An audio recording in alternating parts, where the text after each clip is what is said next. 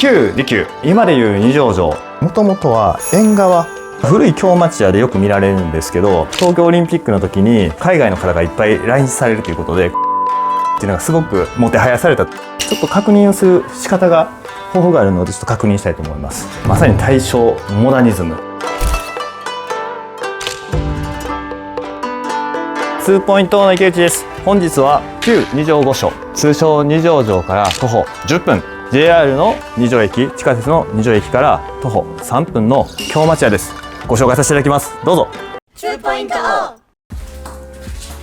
はい、地面見ていただきますとまだ土間が残っているという状況で、明治、大正、昭和、この建物自体は大正14年の建築物になってます。はい、で明治から大正にかけて、土間の構成であったりとか作り方、京町屋の作り方、どんどんこう時代に応じて変わっていく、そういうことになるんですけども、こちらについては土間の横にすぐ板間のお部屋がございます。失礼します。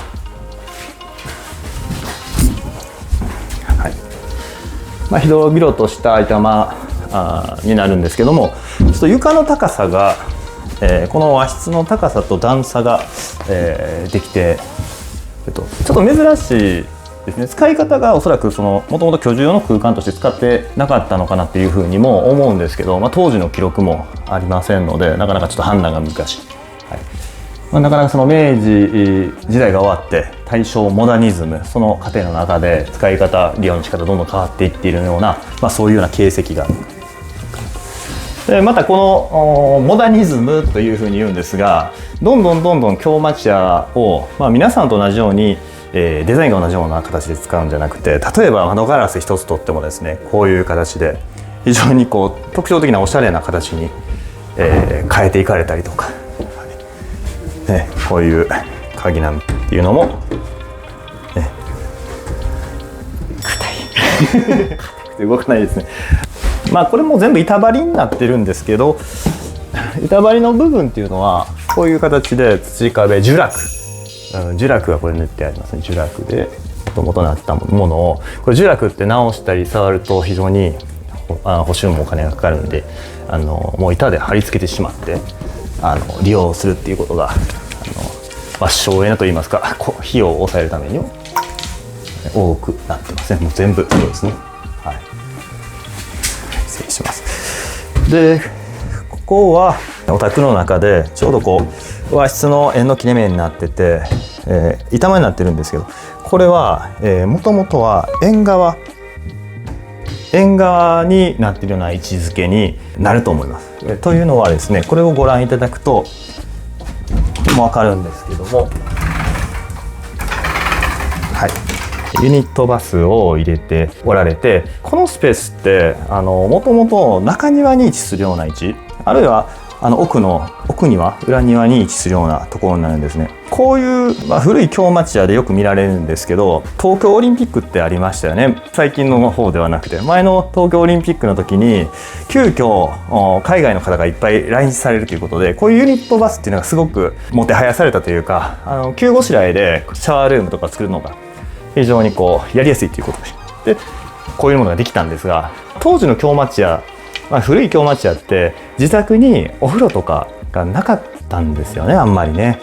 高価な京町屋とかはあるんですけど、ほとんどなかった。で手軽にユニットを入れる。で入れる場所って中庭とか奥庭の方に入れてしまってっていうので、こういうものがよく見受けられます。はい、はい、お手洗いがございます。ご覧ください。お手洗いは近代の本当に、近代といってもタイル張りで、今でもタイル張りで作られる方いらっしゃるんですけど、ちょっと古いお手洗い。こちらの廊下が離れに通じる、廊下になって、で離れについては単純に建て替えされてたり増築されてたりすることがあって、前の母屋と時代が全然違うということがあるんですけど、ちょっと確認をする仕方が方法があるので、ちょっと確認したいと思います。じゃあちょっと失礼して。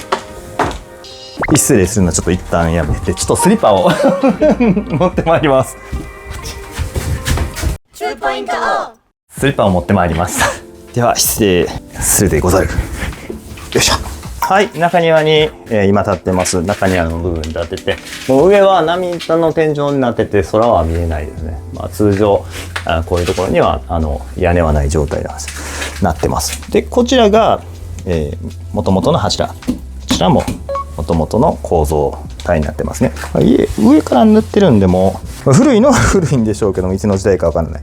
軒下なんかを見たり、建物の壁面の部分を見ると割と時代がどの時代に作られたのかと、前の母屋と時代が全く違うのかどうか、そういうことも確認ができると思います。ちょっと上を目をやっていただいて、これ軒の天井になってますね。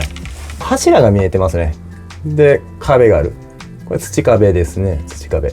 こういう柱が見えてる状態の建物の建て方を新壁作りって言います。塗り壁じゃなくて新壁作りで、柱があって上にタルキが出てきてると。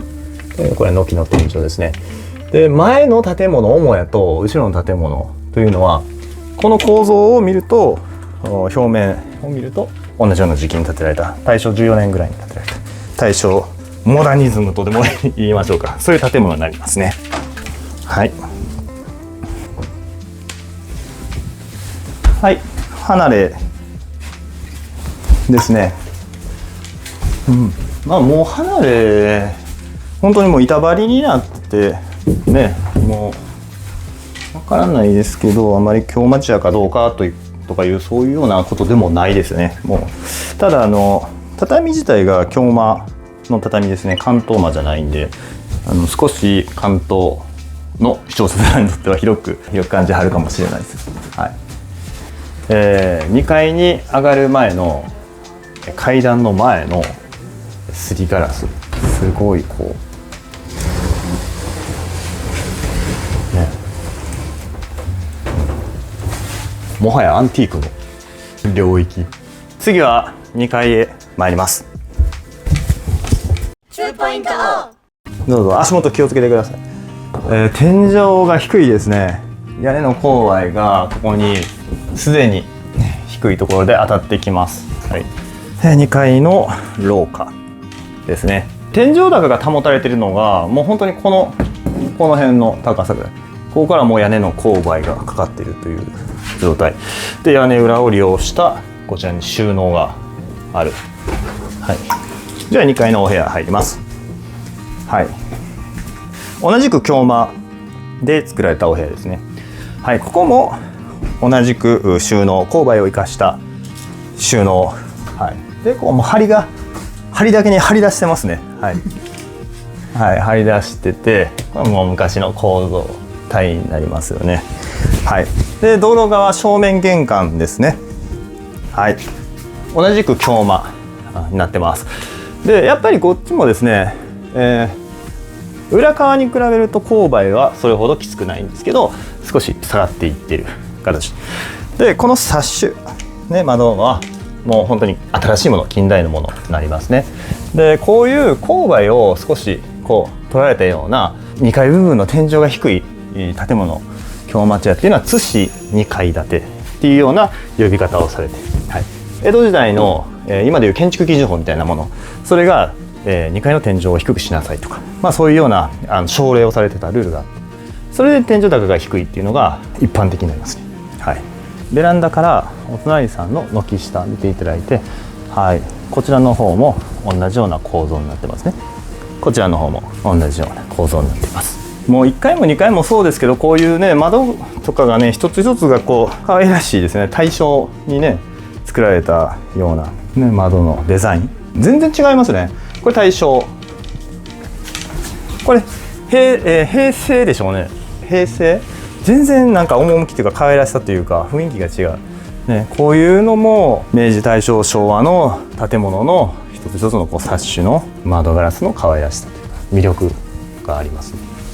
梁ですね、梁で、1階のまだ一部分に樹酪塗りが見受けられたんですけど、もともとは全部こう樹酪でこうしっかり塗っていらっしゃったと思うんですけども、樹酪も維持するのが大変なんでもう全部板張りにしてしまって、でそのあたりは残念ですけど、板張りをしっかり外してもらって樹酪塗り直してもらったら、ね、これも非常に立派な趣のある雰囲気のある京町屋に戻していけるんじゃないかと思います。